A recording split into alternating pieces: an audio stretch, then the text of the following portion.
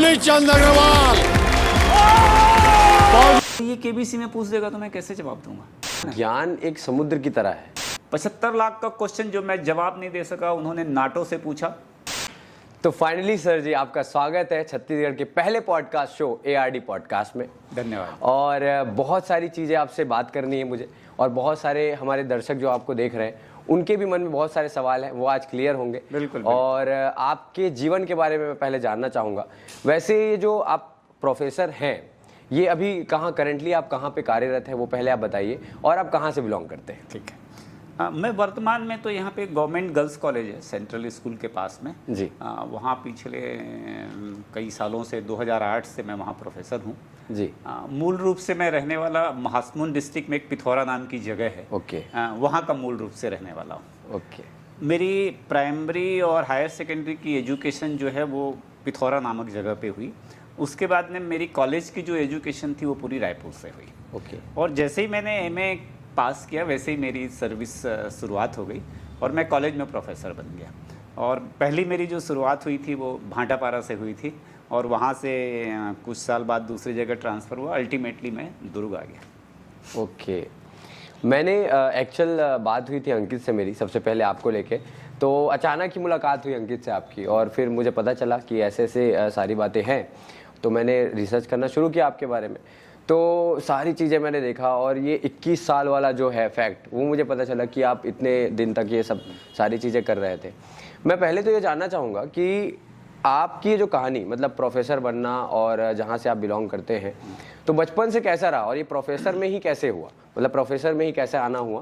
तो ये मैं बचपन से जानना चाहूँगा कि आप कैसे रहे, क्या कहाँ रहे, और कैसे आपका जीवन रहा अभी तक का। करें। मैंने जैसे बताया मेरी जन्मस्थली पिथौरा है। वो छोटा सा ही गांव हुआ करता था। उस समय मुश्किल से 4-5 हज़ार की आबादी हुआ करती थी। परिवार की आर्थिक स्थिति बहुत अच्छी नहीं थी। पिताजी का स्वास्थ्य अच्छा नहीं रहता था। एक बड़े भाई थे मेरे जी। अभी भी हैं, वो काफ़ी 4-5 साल मुझसे बड़े हैं। उनकी भी एजुकेशन कम थी। माताजी घर का काम पूरा देखभाल वही करती थी। एक छोटी सी दुकान हुआ करती थी। तो आर्थिक स्थिति बहुत अच्छी नहीं थी। उस आर्थिक स्थिति में मुझे अपनी पढ़ाई करनी थी। ओके। माताजी का और भाई साहब का बड़ा प्रोत्साहन था कि मैं पढूं और कुछ करूं। इसीलिए क्या हुआ, उन्होंने मेरा नाम दूलीचंद रखा। ओके। जैसे मैंने KBC के एक एपिसोड में बच्चन साहब ने से भी मेरी चर्चा हुई, तो उन्होंने पूछा आपका नाम तो दूलीचंद है, आप अपना नाम DC बुलवाना चाहते हैं, तो दूलीचंद नाम तो बहुत इंटरेस्टिंग है, तो फिर आप इसको क्यों बदलना चाहते हैं? तो वो मेरे नाम का मतलब जानना चाहते थे। तो मैंने बताया सर मुझे भी नहीं मालूम माँ बाप ने दूलीचंद नाम कैसे रखा, लेकिन जब मैं बड़ा हुआ तो मैंने एक बार माताजी से पूछा कि मेरा नाम दूलीचंद क्यों रखें। तो माताजी ने बताया कि जब मैं हुआ तो उस समय गांव के पंडित को बुलाया गया, और वो जन्मपत्री या उस समय की ग्रह दशाओं के आधार पर देखा गया कि बच्चे का नाम क्या होना चाहिए। तो उन्होंने कुछ अक्षर निकाले, द, दू, दे। ओके। तो ये जब अक्षर निकले तो पिताजी ने मेरा नाम दूलीचंद सोचा। तो वो हमारे गांव में एक दूलीचंद अग्रवाल नाम के एक कपड़े के व्यापारी हुआ करते थे, बहुत पैसे वाले थे, संपन्न परिवार से थे जी। तो मेरे पिताजी ने सोचा बच्चे का नाम भी दूलीचंद अग्रवाल रख दिया। अच्छा। तो ये भी बड़ा होकर संपन्न बनेगा, क्योंकि मैंने बताया हमारी आर्थिक स्थिति अच्छी नहीं थी जी। तो इस तरह नाम दूलीचंद पड़ गया वो। जब मैं कुछ बड़ा हुआ, कॉलेज में आया, तो दोस्तों ने मेरे से कहा ये क्या नाम है तेरा दूलीचंद, ये तो बहुत पुराना नाम है। तो मेरे दूलीचंद नाम को एक मेरे दोस्त ने शॉर्ट करके DC कर दिया। अच्छा। वो मुझे बहुत अच्छा लगा। तो वो मुझको कई बार बोलता था DC यानी डायरेक्ट करेंट, और मैं उस समय बोलता था AB के बाद DC आता है। हाँ, AB अमिताभ बच्चन और C और D, तो मेरा नाम DC हो गया। तो मैं हर समय उनके पीछे चलता था, उनका बहुत बड़ा फैन था। तो इस तरह वो नाम की प्रक्रिया हमारी हुई जी। जो स्कूल एजुकेशन थी मेरी पूरी वहीं गांव में गुजरी। बहुत एक एवरेज पढ़ने वाला व्यक्ति था मैं।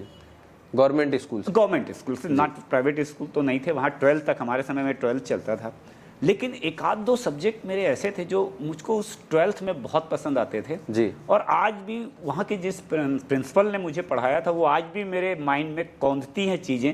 जो उन्होंने ब्लैक बोर्ड पे समझाया था वो आज भी पिक्चराइज होती है मेरे। जी जी जी। तो एक आध दो सब्जेक्ट ऐसे थे जो मैं अपने गाँव से अपने दिमाग में लेके आया जी। उसके बाद में घर की इतनी अच्छी स्थिति नहीं थी, आसपास कोई कॉलेज नहीं था, 100 किलोमीटर दूर रायपुर था। तो मैंने इच्छा जाहिर की कि मैं पढ़ना चाहता हूँ। तो माता जी ने कैसे भी करके पैसों की व्यवस्था करके मुझे रायपुर पढ़ने के लिए भेज दिया। मैं रायपुर जब पढ़ने के लिए ये कब की बात है? ये 1977 की बात है, 1977 की बात है। उसी दौरान बच्चन साहब की फिल्म 77-78 में फिल्म रिलीज हुई मुकद्दर का सिकंदर। हाँ, हुआ क्या था, ये जब फिल्म रिलीज हुई तो इससे पहले मैं थोड़ा सा आपको बताना चाहूँगा कि इनसे पहले 2 साल पहले 1975 में फिल्म दीवार रिलीज हुई थी जी हमारे गांव में। टॉकीज नहीं थी जी जी। जो टॉकीज थी वो करीब 60 किलोमीटर दूर एक महासमुंद शहर है, वहाँ थी। अच्छा, तो मैं घर में बिना बताए रात 3-4 बजे साइकिल लेके निकल गया पिक्चर देखने के लिए। घर में मालूम नहीं, घर वालों ने खोजबीन शुरू की। रात में मैं एक ढाबा में सो गया। मेरे बड़े भाई साहब मुझको ढूंढते हुए सवेरे पहुंचे तो देखे मैं सोया हुआ था। तो सो के उठता क्या, उन्होंने मेरी ठुकाई शुरू कर दी। तो बच्चन साहब के कारण सबसे पहले मैंने वो मार खाई थी, वो मेरे जहन में थी। तो वो मेरे परिवार भी जानता था कि बच्चन साहब का बहुत बड़ा फ़ैन है। इत्तेफाक से जब वो 1978 में मैं कॉलेज में आया तो फिल्म मुकद्दर का सिकंदर रिलीज हुई। मैंने जैसे बताया आपको, घर की आर्थिक स्थिति बहुत अच्छी नहीं थी, फिर भी मैं अपने कमरे से 10 रुपये जेब में लेके निकला जी कि मुझको आज बच्चन साहब की फिल्म देखनी है। रायपुर की वो राज टाकीज आज भी है। तो राज टाकीज में पहुंचा, 6 से 9 का शो था, पहला रिलीज़ थी, पहला दिन था वो। खूब भीड़ थी, पुलिस वाले भी खूब मात्रा में खड़े थे। हमारे पास में उस समय कॉलेज का वो आई कार्ड हुआ करता था, उसमें कंसेशन में टिकट मिला करती थी। अच्छा अच्छा अच्छा। तो वो जो 10 रुपये थे, उस 10 रुपये से 1 रुपये 60 पैसे मुझको टिकट खरीदनी थी। 25 पैसे साइकिल का स्टैंड का किराया होता था। 8 आने का वो इंटरवल में चाय और समोसा मिल जाता था, और बाकी पैसे से मुझको रात का खाना खाना होता था और घर वापस लौटना होता था। ये 10 रुपये की कहानी थी। अच्छा। वो बहुत ज़रूरी था उसको समझना, क्यों मेरे लिए जीवन में वो 10 रुपये उस 1978 में क्या महत्व रखते थे। मैं भी लाइन में लगा, खूब भीड़। जैसे ही विंडो तक पहुंचे, धक्का मुक्की में पता चला पैसे निकालने की कोशिश किया तो किसी ने मेरी पॉकेट मार दी थी। अरे बाप रे। अब सोचिए मेरी क्या हालत विंडो पे होगी। मैं जब तक कुछ सोच पाता, धक्का मुक्की हुई, पुलिस के डंडे चलने लगे, मुझको भी डंडा लगा, मैं नीचे गिरा अरे, और मेरे को चोट भी लगी। तो ये चोट तो मिट गई, लेकिन वो दिल में जो चोट लगी रही ना, वो नहीं मिट पाई। नतीजन जिस समय मैं गिरा उठा, मुझको बहुत जिल्लत महसूस हुई। बोला यार ऐसी भी क्या दीवानगी हो सकती है किसी के लिए कि आप डंडे पड़ रहे हैं, आपको चोट लग रही है, फिर भी आप पिक्चर देखने के लिए लालायित हैं। मैंने ये डिसाइड कर लिया कि इस फिल्म को तो जीवन भर नहीं देखूंगा। अच्छा। और देखूंगा तो इस फिल्म के हीरो के साथ ही देखूंगा, अगर कभी जीवन में मौका मिला तो। मैंने वो फिल्म आज तक नहीं देखी। अब आप सोचिए, ये 1978 की बात है। मुझको लगा कि वो बात आई गई हो गई, मेरे जहन में वो रही, मैंने उस पिक्चर को नहीं देखा, लेकिन मुझे लगता था कि कभी ऐसा वक्त आएगा क्या कि मैं बच्चन साहब को अपने दिल की बात बता पाऊंगा। मैं उनके घर के सामने बॉम्बे में जाके खड़े होकर चिल्लाऊंगा तो कोई सुनने वाला नहीं है। तो मैं ईश्वर से कामना करता था कि ईश्वर कब ऐसा वक्त आएगा कि मैं अपनी बात को, अपने दिल की जो दास्तां है उनके सामने मैं कह पाऊंगा। इत्तेफाक से सन 2000 में केवीसी की शुरुआत हो गई। मैंने अगस्त 2000 में पहली बार केवीसी देखा जी। उस समय तक मुझे नहीं मालूम था। जुलाई में 3 जुलाई को शुरुआत हुई थी केबीसी की। अगस्त में मैंने उस एपिसोड को देखा बच्चन साहब होस्ट कर रहे हैं। मतलब मेरे तो ज्ञान चक्षुक खुल गए पूरी की तरह। मुझे लगा इससे बढ़िया मेरे लिए क्या मौका हो सकता है कि मैं इस प्रोग्राम में कैसे भी करके जाऊं और अपनी बात उन तक पहुंचा दूं। मैंने उस दिन से केबीसी की तैयारी शुरू कर दी। और वो ये केबीसी 2003 की बात, नहीं, सन 2000 की 2000 की बात है। अभी मैं 2022 में गया तो मेरे 21 साल का जो सफ़र रहा, अच्छा। वो इस दौरान मैंने हर साल मेरा ऑडिशन होता था, मैं प्रयास करता रहता था, ऑडिशन होता था, प्रयास करता था, लेकिन सफलता नहीं मिलती थी। लेकिन मैं हारता नहीं था, मुझको लगता था मुझको जाना है। अभी भी मैं ऑडिशन दे के आया था। होता क्या है, केबीसी में हॉट सीट में पहुंचने से पहले, फास्टेस्ट सिंगर फर्स्ट में पहुंचने से पहले जी 1 महीने पहले हमारा एक इंटरव्यू होता है जिसको ऑडिशन कहते हैं। वो जब ऑडिशन होता है तो उसमें कुछ रिटर्न में क्वेश्चन पूछे जाते हैं, कुछ वीडियो इंटरव्यूज़ होते हैं। उसमें जो लोग सिलेक्ट होते हैं उनको फिर ये फास्टेस्ट फिंगर फर्स्ट के लिए बुलाते हैं। तो मैं तो जब वो ऑडिशन दे के आ गया था तो अगले सीजन की फिर से मैंने तैयारी शुरू कर दी थी। मैं इतना ज़्यादा केबीसी के लिए मेरे अंदर का पागलपन था कि मैं कभी हार नहीं मानता था, और उसी का नतीजा था कि मैं वहाँ तक पहुँच गया। मेरी बीवी हर समय परेशान रहती थी, क्योंकि मैं आज ये कहने में मुझे हिचक नहीं होगी कि शायद उसके ताने मुझको वहाँ तक भी हाँ, सही बात है। वो हर समय कहती थी, बोले इतने साल से आप प्रयास कर रहे हैं लेकिन पहुँच नहीं पाते हैं, आपको भी इतना तो सामान्य ज्ञान आता है जितने जी। दूसरे लोग को आते हैं। आप भी सक्षम है, सब कुछ है, ठीक ठाक दिखने देखने में भी ठीक है कि कैमरे के सामने इतने बुरे नहीं दिखेंगे, लेकिन उसके बावजूद भी आपका नहीं हो पाता है तो कहीं ना कहीं आपकी किस्मत खराब है। तो मुझको बार बार किस्मत के लिए टोकती थी वो। हाँ। किस्मत को लेके वो मेरे ताना मारती थी कि आपकी किस्मत बहुत खराब है। बोले 12-13 साल में तो वो जो घुरवा होता है ना वो भी साफ हो जाता है हाँ सही बात है। और आपको तो 20 साल 21 साल हो गए। तब मैंने उस एपिसोड में बच्चन साहब से ये कहा, मेरी पत्नी केबीसी को ये मानती कि लक का खेल है, मैं बोलता हूँ केबीसी लगन का खेल। क्या बात। मेरी पत्नी कहती है केबीसी भाग्य का खेल है जी। मैं कहता हूँ केबीसी भरोसे का खेल है। मेरी पत्नी कहती है केबीसी नसीब का खेल है, मैं कहता हूँ केबीसी नसीहतों का खेल है। मेरी पत्नी कहती है केबीसी किस्मत का खेल है, मैं कहता हूँ केबीसी किताबों का खेल है। मेरी पत्नी कहती है केबीसी तकदीर का खेल है, मैं कहता हूँ केबीसी तजुर्बे का खेल है। और वो 21 साल का तजुर्बा है जो मुझको इस हॉट सीट। क्या बात, बहुत बड़ी बात है ये। और 21 साल तक मतलब एक बोल सकते हैं धैर्य रखना अपने आप में। क्या बोलते हैं कि आजकल के लोग ना एग्रेशन बहुत है अंदर, मतलब ऐसा है कि करना है मगर पेशेंस नहीं रह पाता है, धैर्य नहीं रह पाता है। मैं यही पूछना चाहूँगा, अगला सवाल ये है कि ये जो धैर्य रखना ये कितना बड़ा महत्वपूर्ण रहता है इंसान की लाइफ में, और आप क्या बताना चाहोगे जो इस वीडियो को देख रहे हैं, या मुझे भी आप क्या बताना चाहोगे कि धैर्य कितना इंपॉर्टेंट है, और ये धैर्य रखने के चक्कर में 21 साल कैसे गुजरे आपके? क्या हुआ, जब मैं कॉलेज लाइफ में था तो मैंने एक अच्छे राइटर की पुस्तक पढ़ी। जी।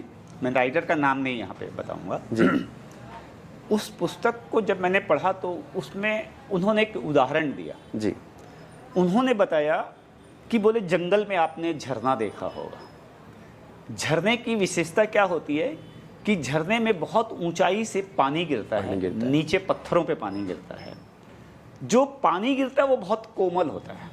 जी। पानी का जो स्वभाव होता है वो सॉफ्ट होता है। पानी किस पे गिरता है? चट्टानों पे गिरता है, नीचे चट्टानों पे गिरता है।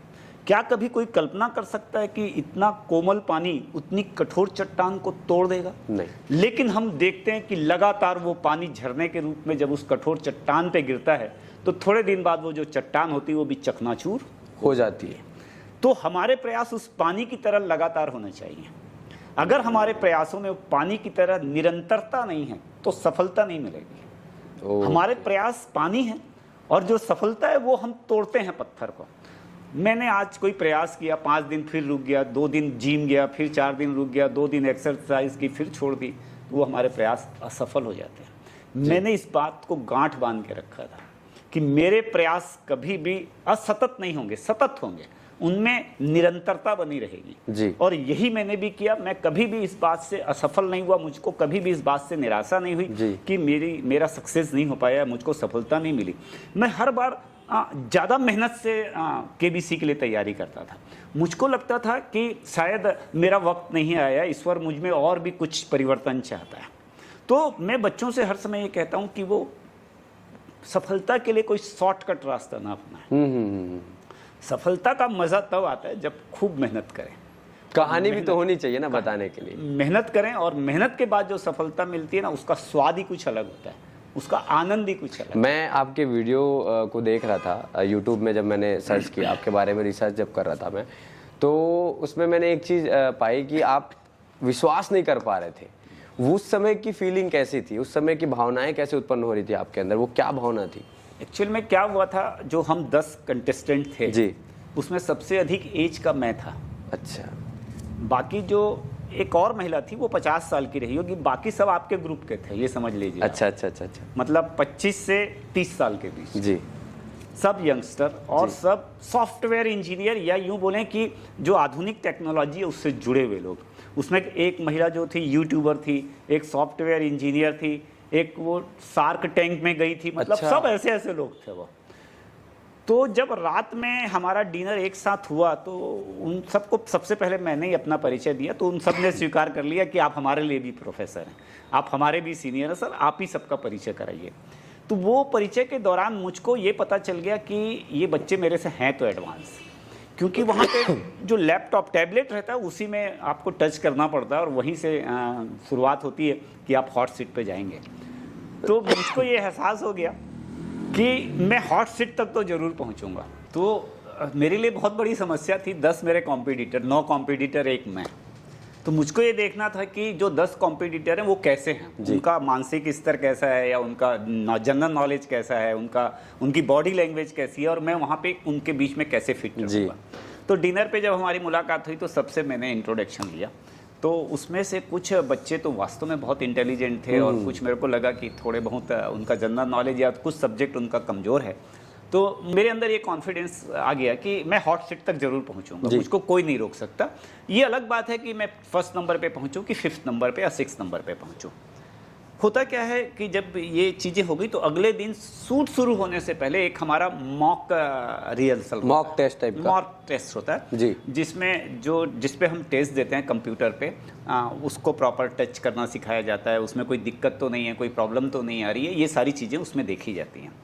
तो जब वो मॉक टेस्ट हुआ तो उसमें 3 क्वेश्चन का मॉक टेस्ट था, मतलब 3 लोग हॉट सीट पे पहुंचेंगे जी, इस तरह से वो मॉक टेस्ट था। तो पहली बार में तो मैंने देखा कि मैं तीनों प्रश्नों के जवाब सही दिया, लेकिन मैं हॉट सीट में नहीं पहुंच पाया। अच्छा। तब मुझे लगा कि एक मुझसे मिस्टेक कहाँ हो रही है, कहाँ गड़बड़ हो रही है। तो मैंने केबीसी टीम्स के एक व्यक्ति को बुलाया, और मेरी जो सिचुएशन थी, मैंने जैसे हाथ को टैबलेट पे रखा हुआ था उनको बताया। मैं बोला मेरे को इस टच करने में वक्त लग रहा है, मतलब मैं जब टच करता हूँ तो ज़्यादा समय लगता है उसको पिंक लाइट होने में, अच्छा, रिस्पॉन्स होने में। तो उन्होंने मेरे को बताया कि सर आप अपने हाथ को थोड़ा सा दूर रखिए, टच मत करिए। अगर आप उसकी बॉडी पे आप हाथ टच करेंगे तो आपको 2 बार अपने आंसर को क्लिक करना पड़ेगा, तो आपका समय ज़्यादा लगेगा। मैंने वही किया, फिर जैसा उन्होंने बताया उस हिसाब से मैं करने लगा। तो 3rd चांस में मैं हॉट सीट में पहुंच गया। वाओ। 2nd में एक और लड़की पहुंची, 3rd में मैं पहुंच गया। तो मेरा कॉन्फिडेंस लेवल और बढ़िया हो गया कि अब तो मुझको कोई नहीं रोक सकता। हाँ। गेम की शुरुआत हुई, बच्चन साहब स्टेज पे आ गए, हम अपने अपने कंप्यूटर पे बैठे हुए हैं जी। बच्चन साहब ने पहला प्रश्न डाला। जी, ये जी। फास्टेस्ट फिंगर फर्स्ट की बात बता रहा हूँ, जो हॉट सीट में पहुंचने से पहले की प्रक्रिया होती है, 3 क्वेश्चन करते हैं। उन्होंने पहला क्वेश्चन डाला। पहले क्वेश्चन में वो इजी क्वेश्चन था, मेरा 5th नंबर आया। वो एक लिस्ट बनता है, वो उसको लीडर बोर्ड बोलते हैं, उसमें मेरा 5th नंबर आया। कुछ नहीं, कोई निराशा नहीं जी। फैमिली जरूर परेशान हो रही थी। जी जी जी। 2nd क्वेश्चन डाला, मैं 3rd नंबर पे आ गया। अब मुझे लगा कि अगर जो ये क्वेश्चन डाल रहे हैं इसी तरह के अगर क्वेश्चन रहे तो मैं आज हॉट सीट पे नहीं पहुंचूंगा। अच्छा। इनमें से कोई पहुंचेगा। तो मैं ईश्वर से कामना करने लगा, हे ईश्वर कोई कठिन क्वेश्चन डालिए। अच्छा। ऐसा क्वेश्चन डाले जो कठिन हो, क्योंकि कोई बच्चा हिस्ट्री में कमज़ोर था, अच्छा, कोई अच्छा, ज्योग्राफी अच्छा, में कमज़ोर था, कोई हिंदी लिटरेचर में कमज़ोर था, और वही हुआ। 3rd क्वेश्चन आया, भारतेंदु हरिश्चंद्र के इस नाटक का नाम पूरा करिए। अब वो आज के युवा बच्चे भारतेंदु हरिश्चंद्र को कहाँ से सही बात है। मुझे लगा जैसे चुन के ये क्वेश्चन उन्होंने मेरे लिए आपके लिए भेजा है, और मैं उसको 1 सेकंड के अंदर मैंने उसको जवाब दे दिया। अल्टीमेटली क्या हुआ, जब फाइनली लिस्ट बनी, लीडर बोर्ड। हाँ। लीडर बोर्ड बना, तो हम लीडर बोर्ड नहीं देख सकते। अच्छा। वो जो 10 कंटेस्टेंट रहते वो लीडर बोर्ड नहीं देखते। अच्छा। उनको केवल बच्चन साहब की आवाज़, शब्द पे ध्यान देना पड़ता है। केवल हमको आवाज़ आएगी कि आपकी क्या पोजीशन या टॉप में कौन गया, जी। हम नहीं देखेंगे लीडर बोर्ड। तो मुझको उम्मीद थोड़ी बहुत तो थी कि ये भारतेंदु हरिश्चंद्र वाला क्वेश्चन मेरे को आगे ले जाएगा, लेकिन क्योंकि एक बार मैं 5th था, मैं 3rd भी रहा, तो इन दोनों को टॉप करते हुए मेरे को ऊपर पहुंचना था। हाँ। लेकिन जैसे लीडर बोर्ड क्लियर हुआ और बच्चन साहब ने बोला लीडर बोर्ड के आधार पे दुलीचंद अग्रवाल फर्स्ट है, वो हॉट सीट में बैठेंगे, तो मैं तो खुशी के मारे, मतलब वो पल बताना मुश्किल है मेरे लिए। मुझे लगा 21 साल का आज मेरा सपना है, ईश्वर मैं बहुत धन्यवाद दिया। हॉट सीट में बैठने से पहले मैंने उस ज्ञान के मंदिर की परिक्रमा की। जी। आज तक किसी भी कंटेस्टेंट ने केबीसी के उस मंच की परिक्रमा नहीं की होगी। जी जी जी जी। मैंने वो एक बार बच्चन साहब बोले आप क्या कर रहे हैं? बोला सर कोई मंदिर में जाता है ना तो परिक्रमा भी करता है, ये मेरे लिए मंदिर जैसा है। अरे वाह, बोले बिल्कुल परिक्रमा करिए। तब मैं हॉट सीट पे पहुंचा। अब जब सवालों का दौर शुरू हुआ तो बीच बीच में जब बात होती थी तो मुझको उस समय तक फीलिंग नहीं आती थी कि मैं केबीसी के सेट पे बैठा हुआ हूँ, मैं हॉट सीट पे बैठा हुआ। मैंने वीडियो में भी देखा था। तो मुझको ये लगता था मेरे लिए सपना है, क्योंकि कई बार मैं दिन में रात में सपने देख लिया करता था कि बच्चन साहब मेरे सामने बैठे हुए हैं और मैं केबीसी के हॉट सीट पे बैठा हूँ। तो मेरे को लगता था ये सपना ही है यार, कुछ भी, तो वो मैं उनको शब्दों में व्यक्त नहीं कर पाता था। तो इस तरह से वो मेरे के लिए बिल्कुल अजीब सी एक घटना थी। क्योंकि देखिए कोई बच्चा 1 साल मेहनत करता है, 1 साल में उसको रिजल्ट मिल जाता है तो कितना खुश होता है वो। मेरी तो 21 साल की तपस्या थी, 21 साल तक मैंने पढ़ाई की थी और 22वें साल जाके मेरे को रिजल्ट मिल रहा था। बहुत तो बड़ी मेरे बात लिए है। कितनी बड़ी चीज़ होती है। बहुत बड़ी बात है। इसमें ऐसा है कि अच्छा वो भी ऐसा जरूरी, अभी तो आपने 21 साल बोल दिया, क्या पता ये कुछ देर और अगर ये हो जाता, डिले होता, बिल्कुल तो वो इतना जरूर था कि अगर आपने जैसे बताया कि अंदर था, जुनून था कि हर साल जब हम छूट जा रहे थे तो अगले साल फिर एक नए जोश और जुनून के साथ कि कहाँ पे वो रुकावटें आ गई, क्या हो गया, क्या कमी हो रही है। मैं थोड़ा सा रोकूंगा आपको यहाँ पे, एक विशेष बात मैं बताना चाहूँगा। क्या हुआ सन 2000 में जब ये टेलीकास्ट हुआ केबीसी का, अच्छा, बच्चन साहब इसको होस्ट कर रहे थे, तो मेरी लाइफ में एक बड़ा क्राइसिस का दौर चल रहा था। मैं बड़े डिप्रेशन के दौर से गुजर रहा था। कुछ फाइनेंशियल क्राइसिस थी तो डिप्रेशन का दौर था, बड़े नेगेटिव थॉट्स आते थे। अच्छा। तो उस समय मैं एक एपिसोड देख रहा था बच्चन साहब का, ये केबीसी का एक एपिसोड नया था, बहुत ज़्यादा मैं फैमिलियर नहीं हुआ था केबीसी से। तो बच्चन साहब ने एक एपिसोड में कहा कि जो आपके मन का हो तो अच्छा, और जो आपके मन का ना हो तो बहुत अच्छा, क्योंकि वो ईश्वर के मन का होता है जी। वो मेरे लिए जीवन मंत्र बन गया। मेरे दिमाग से, मेरे शरीर से वो पूरा डिप्रेशन, फ्रस्ट्रेशन खत्म हो गया और मैं केवल इस जीवन मंत्र के सहारे मैंने 21 साल गुजार दिए कि अगर मेरा इस साल सिलेक्शन नहीं हुआ तो ईश्वर की इच्छा नहीं। क्या बात, ईश्वर मेरे लिए कुछ अलग चाहता है। और इस तरह वो जो आपने पूछा ना 21 साल कौन सी धैर्यता में गुजरे, वो ये धैर्य था मेरा, जो कि उस केबीसी से ही मुझको मिला। अगर मैं अल्टीमेटली अगर मैं देखूं तो बात ये है, जैसे बोलते हैं ना कि कोई एक बुक, कोई एक पुस्तक में अचानक कोई एक लाइन मिल जाता है, जैसे बोलते हैं ना कि बहुत सारे डॉक्टरों से मिल लिए, वो तबीयत ठीक ही नहीं हो पा रहे, अचानक कोई बाजू में, आपके घर के बाजू में एक डॉक्टर है, उसने ठीक कर दिया।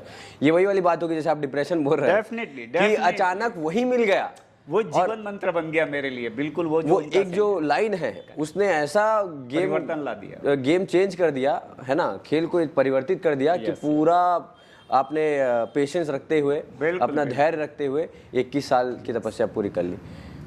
ये बहुत बड़ी बात है, मतलब मेरे लिए खुद ये सीखने लायक बात है, क्योंकि मुझे भी अभी 4 से 5 साल ही हो रहे हैं। अगर मैं प्रॉपर बात करूँ, प्रोफेशनली बात करूँ, तो अब मुझे ऐसा लग रहा है कि मेरे सपने साकार हो रहे हैं। मतलब आपके द्वारा जो मैं देख पा रहा हूँ, अब मुझे पूरा क्लियर नजर आ रहा है कि मैं जो करना चाहता हूँ और मैं जो कोशिश कर रहा हूँ, बार बार अपना प्रैक्टिस चल रहे हैं मेरा, मैं जो करना चाह रहा हूँ उस पर लगा हुआ हूँ, और मुझे ऐसा लगता है कि वो हो जाएगा। क्योंकि आपने जो एक लाइन जो अभी बताया कि बच्चन साहब ने बोला, ये मेरे लिए भी अब एक जीवन मंत्र की तरह शायद काम करेगा।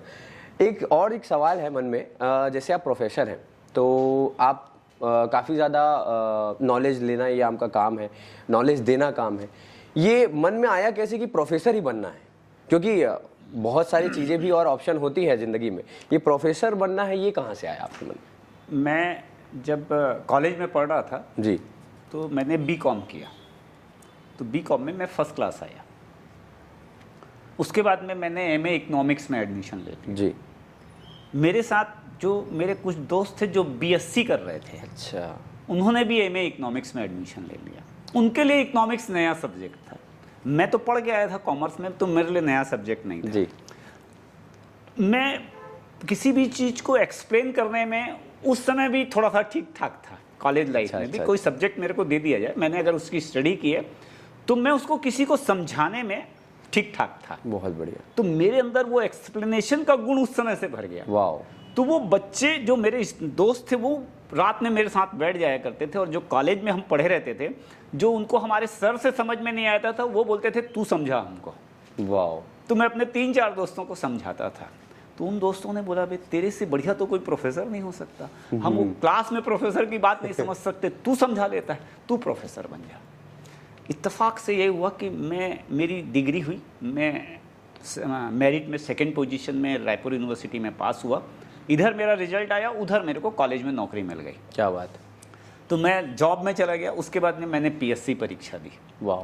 पब्लिक सर्विस कमीशन की। फर्स्ट चांस में मेरा इंटरव्यू कॉल भी आया।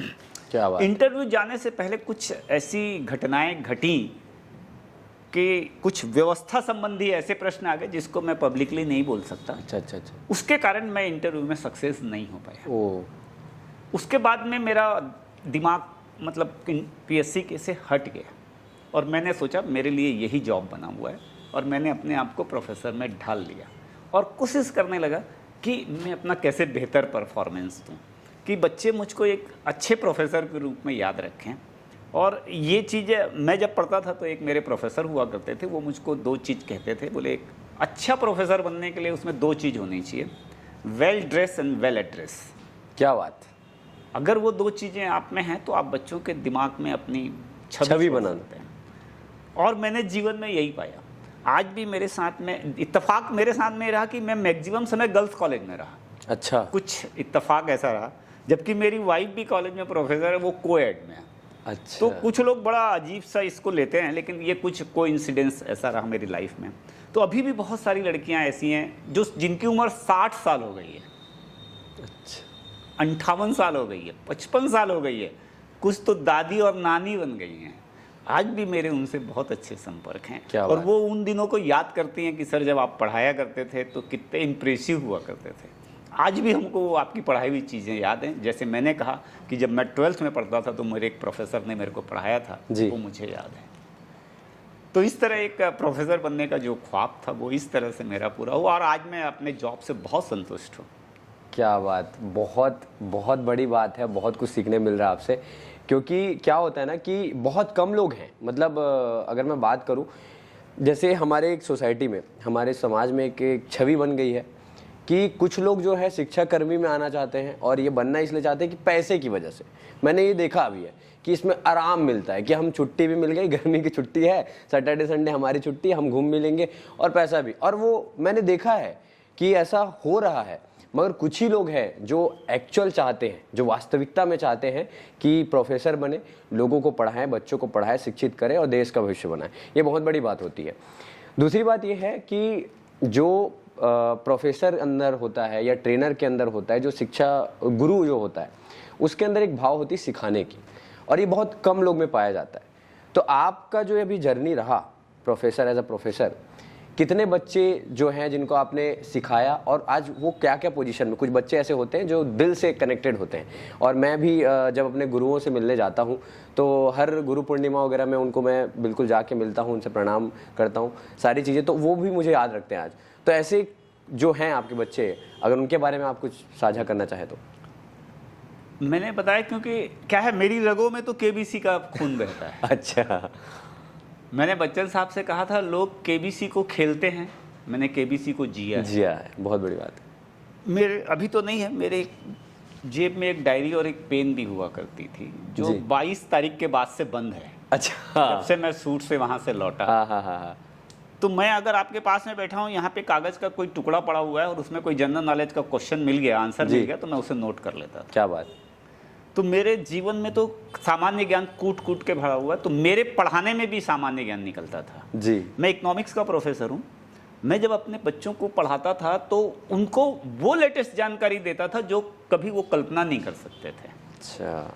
चाहे वो भारत की हो चाहे विदेश की हो, लेकिन उनका संबंध अर्थशास्त्र होता था, क्योंकि मैं इकोनॉमिक्स पढ़ा रहा हूँ। मैं उनको हिस्ट्री का ताजमहल के बारे में नहीं बता सकते, हाँ। वो मैंने पढ़ा, लेकिन मैं उनको इंडिया की इकोनॉमी के बारे में चर्चा करता था, इंडिया के पॉपुलेशन के बारे में चर्चा करता था, उस पॉपुलेशन का विश्व स्तर पे क्या महत्व है या हमारी स्थिति कहाँ है, इन सब चीज़ों के बारे में। तो मेरे पढ़ाने में सब्जेक्ट के साथ साथ, सिलेबस के साथ साथ करंट अफेयर्स जो सब्जेक्ट से रिलेटेड रहते थे वो रहते थे। वो बच्चों को काम आते थे उनके आज के कॉम्पिटिटिव एग्जामिनेशन में। क्योंकि जितने भी आज व्यापम के एग्ज़ाम होते हैं, जितने भी पीएससी के एग्ज़ाम होते हैं, जो भी एग्जामिनेशन होते हैं, वो सारे के सारे एग्जामिनेशन में एक पोर्शन होता है, वो होता है करंट इवेंट्स या करंट अफेयर्स जिसको बोला जाए। मैं उनको वही कंटेंट देने की कोशिश करता था। बस मेरा एक दायरा होता था, वो इकोनॉमिक्स से रिलेटेड होता था। तो ये बच्चों को बहुत पसंद आता था और वो कॉपी में नोट भी करते थे, जी। क्योंकि उनको मालूम था कि जैसे मेरी आज भी आदत है, मैं 3-4 न्यूज़पेपर रोज़ पढ़ता हूँ। मतलब अच्छा। 1 से 1.5 घंटा मेरे को चाय के साथ में वो न्यूज़पेपर चाहिए। वो जिस दिन छुट्टी रहती है होली या दिवाली के समय में, अगर वो न्यूज़पेपर नहीं आते तो मेरी स्थिति बड़ी विचलित हो जाती है। मतलब मेरे को मोबाइल में लेके कुछ भी एक लगाव सा है। एक लगाव सा है, मतलब वो बड़ा दिल का रिश्ता है उनके साथ में। तो मैं अपनी क्लास में सबसे पहले बच्चों के अंदर इस बात के लिए प्रोत्साहित करता हूँ कि आप रोज़ एक न्यूज़पेपर पढ़ें। जी। अगर आप न्यूज़पेपर नहीं पढ़ते तो अच्छे इकोनॉमिक्स के विद्यार्थी नहीं बन सकते। और अगर किसी को फाइनेंशियली तकलीफ है न्यूज़पेपर की, कॉलेज में भी आता है। और अगर न्यूज़पेपर लेने में सक्षम नहीं है तो मैं आपको दूंगा। क्या बात है। जैसे मैंने कोशिश की, मैं बीए फाइनल की एक स्टैटिस्टिक्स की क्लास होती है, सांख्यिकी गणित की क्लास जी। होती है, उसके लिए हमको कैलकुलेटर मस्ट होता है। कॉलेज में बहुत सारे गरीब बच्चे होते हैं, नहीं ले पाते, 100, 150, 200 रुपये का कैलकुलेटर नहीं ले पाते। तो मेरी क्लास में जितने बच्चे रहते हैं उसमें मान लो 40 बच्चे हैं, 10-20 बच्चे हैं संपन्न परिवार की हैं, माँ बाप अच्छे हैं, 15-20 बच्चे नहीं हैं, तो मैं उनको हर साल कैलकुलेटर देता हूँ क्या बात। कि ये कैलकुलेटर रखो और इससे तैयारी करना। इस बार हमने भी प्रयास किया कि कोशिश की कि जब केवीसी से आए हैं तो मैं अपने कॉलेज की 100 बच्चियों की पढ़ाई का मैंने जिम्मा लिया है। क्या बात, बहुत बड़ी बात है ये। उनकी एडमिशन फीस, उनकी एग्जामिनेशन फीस, इसके अलावा पुस्तकों संबंधी भी उनकी कोई ज़रूरत होगी तो मैं पूरा करूँगा। और हर साल अपने रिटायरमेंट तक और उसके बाद भी मैं 100 बच्चियों को हर साल इस तरह से आर्थिक मदद करूँगा जो बच्चियाँ कमज़ोर हैं। तो ये केवीसी की देन रही मेरे लिए कि मैं अपने कॉलेज में बच्चों को इस तरह से कर सका।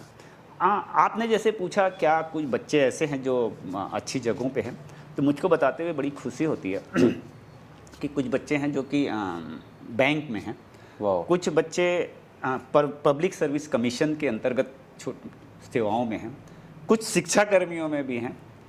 मैं जो सबसे ज़्यादा प्रभावित हुआ वो एक मेरी अभी लास्ट ईयर की एक स्टूडेंट है, वो आजकल दिल्ली में रह के यूपीएससी की तैयारी कर रही है। क्या बात है। वो बच्ची मेरे से पूरी तरह प्रभावित होकर दिल्ली गई। उसके पापा मेरे से मिलने आए, बोले मैं देखना चाहता हूँ आपको, मेरी बिटिया आपसे बहुत इम्प्रेस है, मैं आपसे मिलने आया हूँ। और वो दिल्ली से जब भी फ़ोन में उससे बात करती तो आपके बारे में ज़रूर चर्चा करती है वो, कि सर कैसे हैं, कभी आपकी मुलाकात होती है क्या, जाते हैं। मैं तो सर से बार बार फ़ोन नहीं लगा सकती, मुझे डर लगता है। तो उसको जब तक काम नहीं होगा वो मेरे को फ़ोन नहीं करती। लेकिन वो बहुत मन से वो बच्ची पढ़ रही है और मुझे पूरा विश्वास है कि वो एक दिन आईएएस करके निकलेगी। क्या बात। इस मामले में एक चीज़ मैं और जोड़ूंगा, मेरे जीवन का सपना था मैं प्रशासनिक अधिकारी बनूं। अच्छा। लेकिन मैंने जैसे बताया वो हाँ। व्यवस्था की तकलीफ थी, मैं प्रशासनिक अधिकारी नहीं बन सका और मैं पूरी तरह कॉलेज के प्रोफेसर के रूप में मैंने अपने आप को ढाल दिया। क्या बात। पिछले 2-3 सालों में मेरी एक बच्चे से मुलाकात हुई जो दिल्ली में रह के यूपीएससी की तैयारी कर रहा है। डीयू से उसने, दिल्ली यूनिवर्सिटी से उसने पोस्ट ग्रेजुएट किया जी। वो मेरा व्हाट्सएप फ्रेंड बन गया क्योंकि वो भी केबीसी के लिए प्रयासरत था। नहीं जानते हमारी मुलाकात कैसे हुई, मैंने ही एक बार प्रयास किया था। उस बच्चे की उम्र 22 साल है, वाह। लेकिन कुछ जुड़ा हुआ है केबीसी से, ज़्यादा नज़दीक है, उसके कुछ परिचित हैं, तो कुछ जानकारी हमको केबीसी की मिलती थी उससे। तो पहली बार जो उसका एटीट्यूड था, उस लड़के ने अपना नाम नहीं बताया। अच्छा। वो बच्चा अपने आप को टाइटल रखा। अच्छा अच्छा अच्छा। और वो बात नहीं करता था, मतलब उससे मुझे टाइम लेना पड़ता था। अच्छा। इस तरह से हमारी शुरुआत हुई। तो मुझे लगा इस बच्चे में है यार कुछ तो मैंने उसको एक दिन अपना परिचय दिया और मैं बोला मैं अब आपसे कुछ बात करना चाहता हूँ, आप अपने बारे में कुछ बताएंगे। तो वो बोलता था आप मेरा नाम जान के क्या करेंगे, मेरा नाम मत जानिए, आपको क्या काम है ये बताइए। तो मैं बोलता था केबीसी की कुछ सूचनाएं आपके पास में हो कि कब से आ रहा है, क्या हो रहा है, इसके बारे में कुछ जानकारी चाहिए जी। तो वो बताता था, बस उतनी बात हमारी होती थी। अच्छा। अब धीरे धीरे थोड़ी सी हमारी बातें होने लगी। मेरे को नाम नहीं मालूम, उस समय तक नाम नहीं मालूम था। अचानक पिछले साल केबीसी के लिए उसका कॉल आ गया, उसका सिलेक्शन हो गया केबीसी के लिए। लेकिन इससे पहले मैं उसके काफ़ी क्लोज आ चुका था। तो हुआ क्या कि उसके भाई साहब की नौकरी छूट गई। नतीजन उसको दिल्ली में पढ़ने के लिए, वो रहता यूपी का बच्चा है, दिल्ली में पढ़ने के लिए उसको कुछ जो सहयोग मिलता था वो मिलना बंद हो गया। ऐसी स्थिति में उससे मुझसे कहा कि सर मुझको कुछ मदद की ज़रूरत पड़ेगी। तो मुझे लगा कि ये तो केबीसी में जा रहा है बच्चा, अपने लायक तो व्यवस्था कर लेगा, चलो कोई फ़र्क नहीं पड़ता, मैं कुछ मदद करता हूँ इसकी। तो मैंने 2-4 महीने उस बच्चे की मदद की। लेकिन वो केबीसी में गया, लेकिन हॉट सीट तक नहीं पहुँच पाया, उसकी तबीयत ख़राब हो गई, दुर्भाग्य रहा उसका। वो पिछला साल उसका ख़त्म हो गया। जब वो इस साल हम फिर तैयारी करने लगे तो वो बोले सर मैं तैयारी नहीं करूँगा, मैं अपना भाग्य आपको देता हूँ, आप केबीसी की तैयारी करिए। आपका सपना था प्रशासनिक अधिकारी बनने का, आप नहीं बन पाए, मैं आपका सपना पूरा करूँगा। केबीसी में जाने का मेरा भी बड़ा सपना था, मैं नहीं जा पाया, आप जाइए और एक बड़ी रकम जीत के आइए। क्या बात है। नतीजन वो पहला व्यक्ति था जिसका मेरे पास में मेरे केबीसी में सिलेक्शन होने से पहले फ़ोन आया कि आज मैंने सुबेरे 5 बजे सपना देखा है कि आप हॉट सीट के लिए सिलेक्ट हो गए हैं। उस चीज़ ने मेरे कॉन्फिडेंस को बहुत हाई किया। उसने मेरे से ये भी कहा, मैंने सपने में ये भी देखा है कि आपने अमिताभ बच्चन को बहुत प्रभावित किया है और बच्चन साहब आपसे बहुत खुश हैं। मतलब फालतू बात मत किया कर तू, साला दिन में सोते हुए सपना अपना देखता है क्या तू? बोले नहीं, फैक्ट है ये और ये सच होगा, मेरे सपने झूठे नहीं हुए कभी भी सुबेरे वाले। बहुत बड़ी बात बहुत बड़ी बात बोली उसने मेरे उत्साहवर्धन को बढ़ा दिया, खूब मेरा उत्साह बढ़ाया। मैं और अच्छे से तैयारी करने लगा, पढ़ाई अच्छे से करने लगा। मैंने उससे उस दिन प्रॉमिस किया, मैं अगर हॉट सीट में पहुंच गया, मैं कितना जीतूं या ना जीतूं, ये मेरा प्रॉमिस है, तू आईएएस बन के निकलेगा। क्या बात है, बहुत बड़ी बात है। और आज मैं उसको भरपूर मदद कर रहा हूँ। जो केवीसी से मुझको राशि मिलने वाली है उसका एक पोर्शन मैं उसको आईएएस बना। बहुत बड़ी बात है। उसके माँ बाप ने मुझको फ़ोन किया, बोले हमको लगता है हमारे बच्चे को एक बाप मिल गया है। आप बिलीव करेंगे, मुझको उस लड़के का नाम उस समय तक नहीं मालूम था जब मेरे को उसको पहली बार पैसे ट्रांसफ़र करने थे। मैंने उस दिन उस लड़के से पूछा, अब तो तेरा नाम बताएगा कि करो। उसके पास बोलने के लिए शब्द नहीं थे। बोला तूने आज तक अपना नाम नहीं बताया और मैंने तेरे से पूछा भी नहीं, क्योंकि मुझे तेरे नाम से कोई लेना देना नहीं था। लेकिन बालक, आज तो तेरी मजबूरी है, अब तो बताना खुद बताएगा नाम मुझे। तो बहुत छोटा है, तो हमारी इस तरह से झमक उसके साथ में होती रहती है, नोक झोंक होती रहती है। लेकिन मुझे बताते हुए बहुत अच्छा लग रहा है कि मैं एक बच्चे को आईएएस बनते जब देखूंगा तो मुझे लगेगा कि बड़ी बात मैं एक दूसरा बच्चन मेरे सामने में खड़ा। क्या बात, क्या बात, क्या बात, बहुत सही है। तो सर यहाँ तक काफ़ी कुछ सीखने मिला आपसे और काफ़ी कुछ जानने मिला। मतलब ये पॉडकास्ट तो हो ही रहा है, मगर मुझे ऐसा लग रहा है कि मैं ज़्यादा सीख पा रहा हूँ यहाँ पे। दर्शक तो सीखेंगे ही, मगर मुझे ऐसा लग रहा है कि कहीं कहीं एक गुरु मिल गया मुझे, तो इससे मुझे बहुत ज़्यादा सीखने को मिल रहा है कहीं ना कहीं पे।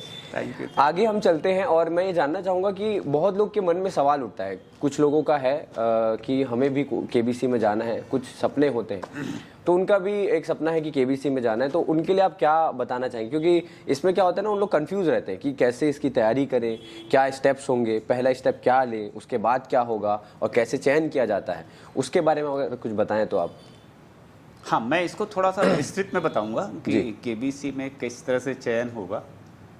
मैं उसकी पहले लेकिन शुरुआत इस ढंग से करूंगा कि बच्चन साहब ने मुझसे केबीसी के सेट पे पूछा जी, 21 साल आपने कैसे गुजारे, 21 साल की अपनी दास्ता को आप कैसे समझा सकते हैं? जी। मैंने कहा सर बहुत अच्छा प्रश्न, यद्यपि वो काट दिया, इसकी एडिट कर दिया उन्होंने, नहीं दिखाया उसको। अच्छा अच्छा। मैंने उनसे कहा सर आपने बहुत अच्छा मेरे दिल का प्रश्न पूछा है, 21 साल की मेरी दास्ता को मैं 4 लाइनों में व्यक्त करूंगा। 4 लाइनों? 4 लाइनों। ये बहुत बड़ी बात है। तो 4 लाइनें बोले सुनाइए आप क्या है? ये निचोड़ के ये जैसा। निचोड़ है वो। हाँ। मैंने उनको 4 लाइनें सुनाई। जी। लहर कितनी मछली किनारों से पूछिए, वाह। लहर कितनी मछली किनारों से पूछिए, जी। रुत कितनी ढली सितारों से पूछिए, क्या बताएंगी डगर क्या बताएंगे बाराती, दुल्हन कितनी सिसकी कहारों से पूछिए। क्या बात। मैं बोला सर क्या मैं बात। वो दुल्हन था और 2 कहार थे, वही भर मेरे रुत को, वो भर मेरी तकलीफ़ को जानते थे। बाकी दुनिया में किसी ने मेरी उस तकलीफ़ को नहीं जाना कि मैंने वो इन 21 सालों को केबीसी के बिना कैसे जिए और उसको पाने के लिए मेरे अंदर क्या तड़प रही है। तो ये मेरी 21 साल की जो दास्ता थी, मैं इसलिए बताना चाहता हूँ क्योंकि आप बोल रहे हैं ना केबीसी में कैसे आना है, वो तड़प होनी चाहिए। बिल्कुल, मुझे ऐसा लगता भी है कि कोई भी चीज़ आप हासिल करना चाहते हैं, जब तक अंदर से वो तड़प महसूस नहीं होगी, उसकी बोल सकते हैं महत्व महसूस ना हो, उसका महत्व महसूस ना हो, तब तक नहीं, हर चीज़ किस्मत से नहीं पाई जा नहीं, सकती। नहीं, बिल्कुल। और हर एक को किस्मत नसीब भी नहीं होती है, सबकी अलग अलग जी। बात होती है। तो कहीं भी अगर हमको जाना है तो तड़फ होनी चाहिए। दूसरी चीज़, केबीसी में जो व्यक्ति हॉट सीट पे पहुंचता है वो कम से कम 1.5 करोड़ भारतीयों में एक होता है, क्या बात। और जो 10 कंटेस्टेंट होते हैं ये 1 करोड़ में एक होते हैं। इनमें से 5 ही हॉट सीट पे पहुंचते हैं। ये आकलन तो बड़ा मतलब जबरदस्त है, बिल्कुल आकलन की बात नहीं है, आप उठा के देख लीजिए। 140 करोड़ की भारत की पॉपुलेशन है, 140 लोग हमारे फास्टेस्ट फिंगर फर्स्ट में पहुंचते जी। हैं और 70 लोग हॉट सीट पे पहुंचते हैं। सीधी सीधी गणित है ये, और मैं तो 21 सालों से वही करता आ रहा हूं। तो जो हॉट सीट में पहुंचा उसके अंदर कुछ खास तो होगी। बहुत बड़ी बात, सही बात बोला। तो मैं बच्चों से, युवाओं से ये कहना चाहूंगा, अपने अंदर कुछ खासियत पैदा करो जो आपको हॉट सीट के लायक बना। उसके लायक बनो। Yes. सीधी सी बात। जब हमारा ऑडिशन होता है तो हमसे यही पूछा जाता है, एक सवाल ये पूछा जाता है, आप केबीसी में क्यों आना चाहते हैं? जी मेरा जो आंसर था वो मैं बताता हूँ, मैं केबीसी में क्यों आना जी, चाहता हूँ। जी, तो जी। शायद बच्चों को कुछ जी, उससे जी। बढ़िया मिलेगी। यद्यपि मैं प्रोफेसर हूँ तो थोड़ा शब्दों का बनावटी पन तो नहीं रहता, लेकिन मैं व्यवस्थित कर सकता हूँ शब्दों को। तो मैंने बताया मेरे केबीसी में आने के 3-4 कारण बहुत महत्वपूर्ण हैं सर। बोले बताइए आप। मतलब एक तो पहला मजबूरी वाला कारण है, दूसरा मजबूती वाला कारण है, और तीसरा मार्मिक कारण है, 3M।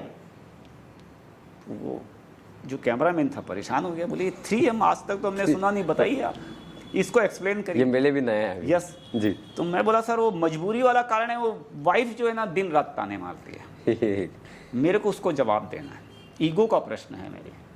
मैं केबीसी में आया ना तो उसका मेरे लिए एटीट्यूड बदल जाएगा। क्या बात। मेरी लाइफ में उसके साथ कोई तनाव नहीं है, तनाव मेरा केबीसी का है। मेरे साथ आज तक बैठ के केबीसी नहीं देखती, रात में मैं अकेले केबीसी देखता हूँ। वो या तो अपना दूसरा काम करेगी या सो जाएगी। वो नाच गाने वाला कार्यक्रम ज़्यादा देखती है, मैं नहीं देखता, मुझे पसंद नहीं आता। तो सोचिए मेरे लिए तो बहुत मजबूरी वाली बात है वो कि पत्नी मेरी, मैं अपनी पत्नी को जवाब दे दूंगा। आप सोचिए जब कोई पति इस उम्र में अपनी पत्नी को करारा जवाब दे दे तो उसके दिल को कितनी संतुष्टि है। क्या बात।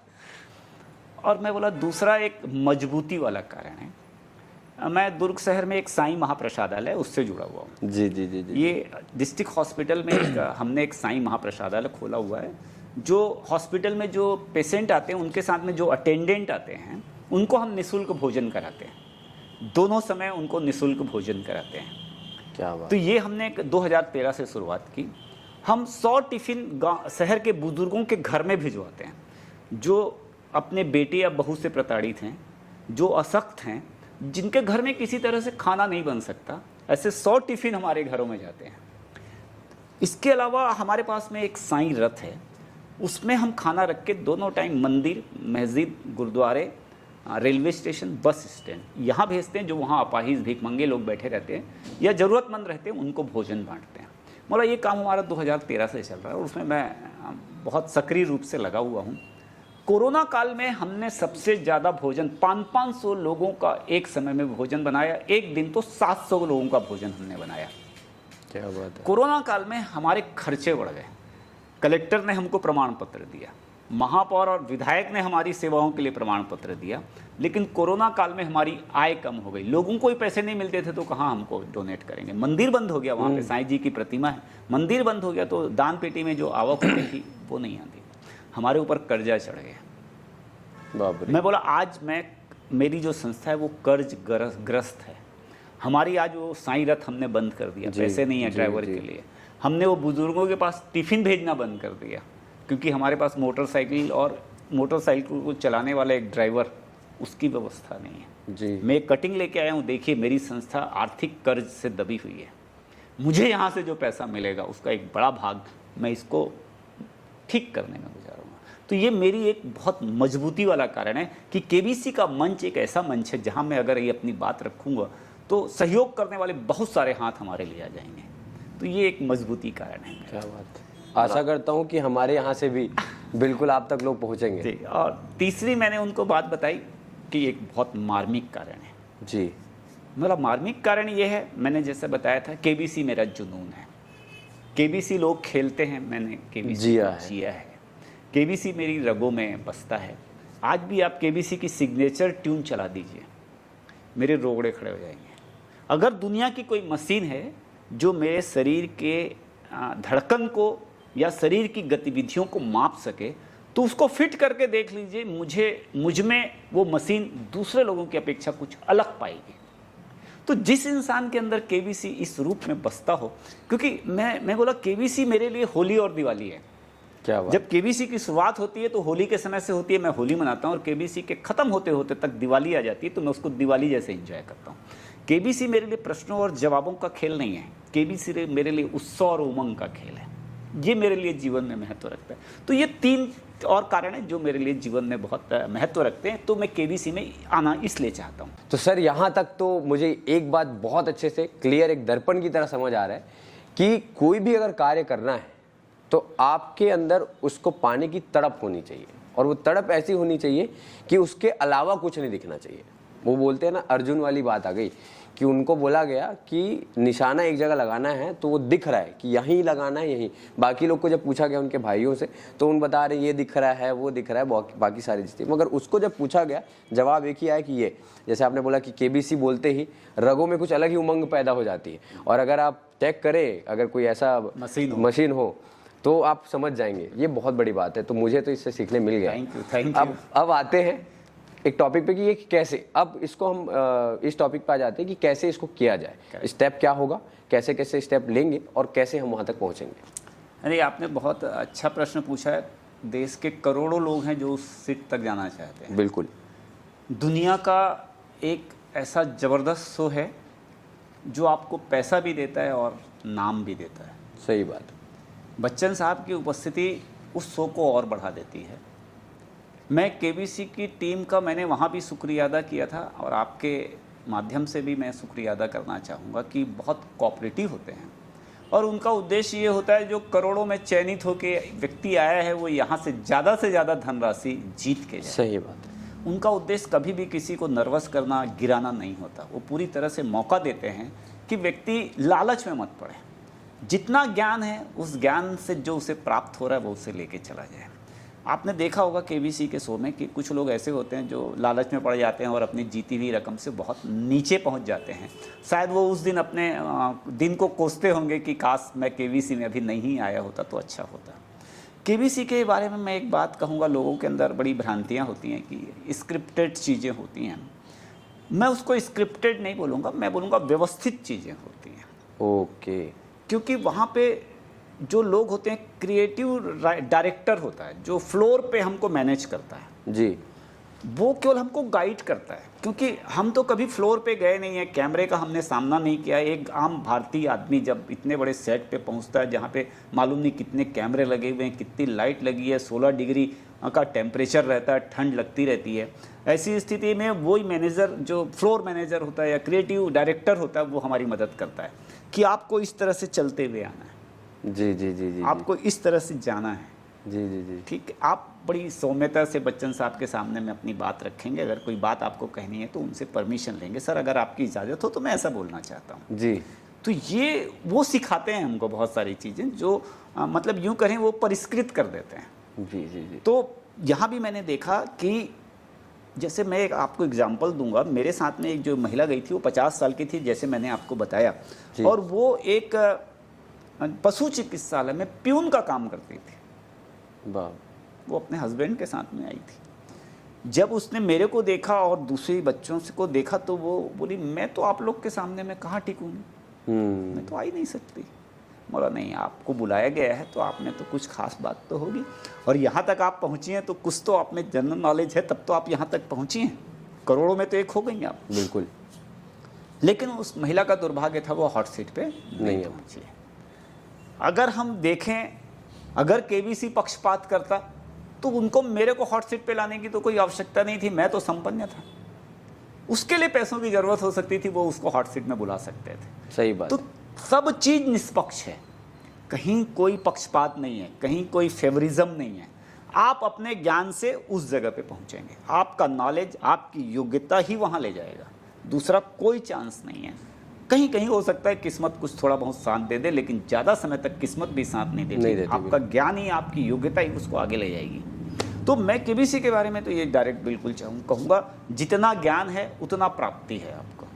तो युवाओं को सबसे पहले केवल ज्ञान प्राप्त, कैसे नॉलेज मिल सकता है, कैसे केबीसी के किस तरह से क्वेश्चन आते हैं और उनमें हमको कैसे तैयारी करनी चाहिए, केबीसी देखें और तैयारी करें। तैयारी करने के लिए आजकल बहुत सारे प्लेटफॉर्म होते हैं जी। मैं अगर आपसे पूछूं, आप मुझसे पूछें कि मेरी सबसे बड़ी कमजोरी केबीसी में जाने के बाद में मुझे क्या महसूस हुई, मैं निसंकोच बताना चाहूँगा, मेरी तीनों जो लाइफ लाइन थी वो करेंट इवेंट्स पे गई।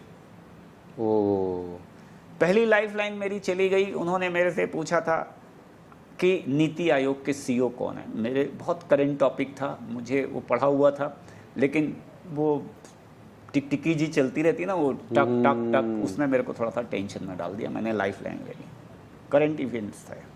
दूसरा क्वेश्चन उन्होंने पूछा, 5G की शुरुआत संचार मंत्री ने कहाँ की, कहाँ पहला कॉल किया, करंट इवेंट से क्वेश्चन था। 75 लाख का क्वेश्चन जो मैं जवाब नहीं दे सका, उन्होंने नाटो से पूछा, जो कि अभी करंट इवेंट्स में यूक्रेन और रूस के बीच युद्ध चल रहा है, जी जी जी, उससे रिलेटेड था। यहाँ पे मैंने देखा कि मैं लोकल न्यूज़पेपर पढ़ता था। मैंने केवल एक न्यूज़पेपर नेशनल लेवल का पढ़ा होता तो मेरी बहुत सारी प्रॉब्लम सॉल्व हो जाती। वो मेरे अंदर कमी रही। मैं यूट्यूब चैनल्स भी देखता था। यूट्यूब्स में जो करंट इवेंट्स डालते हैं, बहुत सारे जो यूट्यूबर्स रहते हैं, वो रेगुलर मेरे 1 घंटे की प्रैक्टिस थी। मैं अपनी एक्सरसाइज करते समय उसको देखता था जी। तो उसमें भी लेकिन वो चीज़ कभी नहीं आ पाई। मतलब मुझे लगा कि ये मेरे अंदर कमी थी। मैं एक प्रोफेसर हूँ, मुझको जानना चाहिए था कि केबीसी किस तरह के क्वेश्चन कर सकता है, तो शायद मेरी स्थिति आज कुछ अलग होती।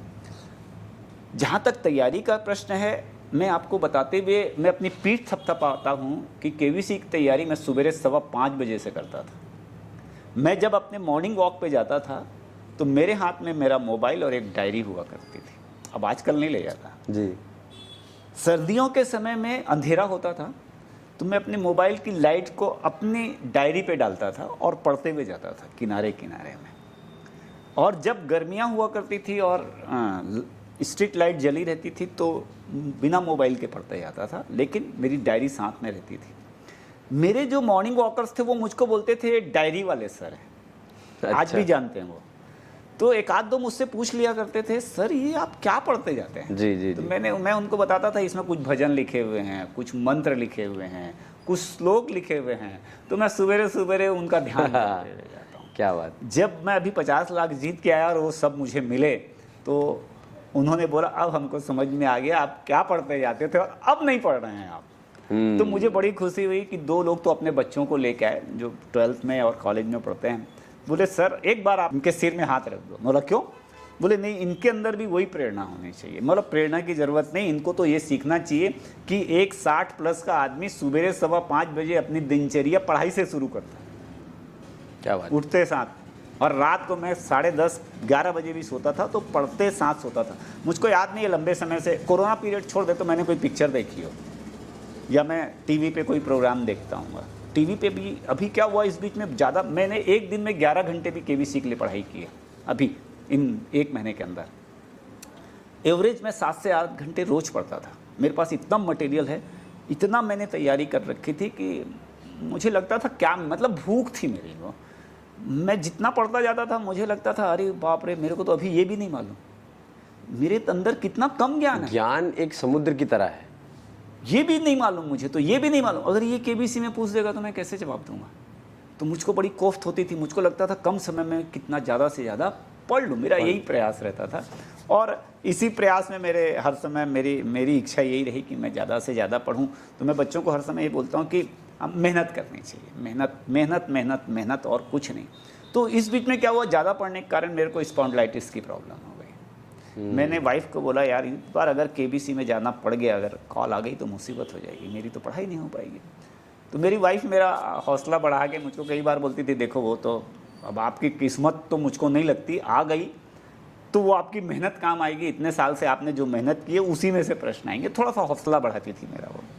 लेकिन मुझे बहुत तकलीफ़ होती थी, मैं पढ़ नहीं पाता था, मोबाइल देख नहीं पाता था। ऐसा झुकना मेरे लिए डॉक्टर ने मना कर दिया था। तो मैं क्या करता था, अपने टीवी स्क्रीन पे यूट्यूब से कुछ ऐसे जनरल नॉलेज के चैनल खोलता था और ऐसा देख के पढ़ा करता था मैं, 2-2 3-3 घंटे तक केवल यूट्यूब पे टीवी पे देख के पढ़ता था, क्योंकि मैं ना राइटिंग वर्क कर सकता था ना कुछ कर। मैं बच्चों से यही कहना चाहता हूँ कि ये मारक क्षमता होनी चाहिए कि एक आदमी स्पॉन्डिलाइटिस जैसी समस्या से जूझ रहा है, उसके बावजूद भी मैं उस खराब समय का कैसे उपयोग करूं, तो उसने अपने लिए रास्ता निकाल लिया। ठीक है, मेरे लिए झुकने की मनाही है ना, टीवी तो मैं देख सकता हूं, तो टीवी में मैं पिक्चर क्यों देखूं, गाने क्यों देखूं, बहुत सारे यूट्यूब से मैं उनका इस्तेमाल करके वहां से न्यूज़पेपर पढ़ लूं, वहां से जनरल नॉलेज ले लूं। मेरी यही कहानी है, मैं बच्चों से यही कहता हूँ, ये तड़प है मेरे की। तो इतना ज़्यादा मुझे समझ में आया कि ये जो तड़प है, ये जो लगन है, बहुत दिल से निकल के आई है आपके, क्योंकि जैसे आप बता रहे हो कि अगर ये बीमारी आ गई तो उतना ही काफ़ी था रुकने के लिए। आजमी के पास, मैं वही आज 2-3 दिन पहले ही मैंने एक वीडियो बनाया था, बहाने बनाना बंद करो। कहने का मतलब ये है कि जो करना चाहता है उसके लिए एक ही रीज़न काफ़ी है, एक ही रीज़न काफ़ी होता है, और जो नहीं करना है जिनको, उनके लिए 10 बहाने होते हैं। बिल्कुल ठीक है ना। मतलब बहुत सारी कहानियाँ मैंने पढ़ी है जिन, अभी जैसे मांझी द माउंटेन मैन, वो हथौड़ी लेके पूरे पहाड़ को रास्ता बना लेता, बहुत बड़ी बात है। तो 21 साल का सफ़र, ये तो समझ आने लग गया है। तो स्टेप क्या होते हैं, जैसे हम बात कर रहे थे ना, स्टेप क्या होते हैं कि पहला स्टेप आपका कैसे हुआ, कैसे सिलेक्शन हुआ, क्या प्रोसेस हुआ, उसके बाद क्या प्रोसेस में आप गए, तब जाके आप परचेज। क्या होता है, करीब जिस समय टेलीकास्ट होता है जी, उसके 3 या 4 महीने पहले से ये प्रोसेस शुरू होती है जी। टेलीविज़न पे अमिताभ बच्चन आते हैं और एक क्वेश्चन पूछते हैं, उस प्रश्न का जवाब आपको SMS के थ्रू देना होता है जी, अपने मोबाइल से जी। एक सिम से केवल एक ही प्रश्न का एक ही बार जवाब दे सकते हो। ऐसा नहीं कि एक सिम से आप सैकड़ों आंसर भेज दो जी। उसका जब आप आंसर देंगे तो करोड़ों लोग आंसर दे रहे हैं, उनके पास कंप्यूटर हैं, उस कंप्यूटर में से वो एट रैंडम उनको जितनी ज़रूरत होती है उतने लोगों का सिलेक्शन करते हैं वो। जी जी जी। और उतने लोगों को कॉल बैक होता है वो कुछ दिनों बाद में। उस कॉल बैक में मतलब अगर 1 करोड़ लोगों ने आंसर करेक्ट दिया है उस दिन का, तो 10% मतलब 1 लाख लोगों को, 10 लाख लोगों को कॉल आएगी। 1 करोड़ में 10 लाख लोगों को, 10 लाख लोगों से फिर 3 क्वेश्चन पूछे जाएंगे। ये अप्रॉक्सीमेटली फिगर है, एग्जैक्ट नहीं हो सकता, आसपास है। उन 10 लाख लोगों को फिर 3 क्वेश्चन पूछे जाएंगे। अच्छा।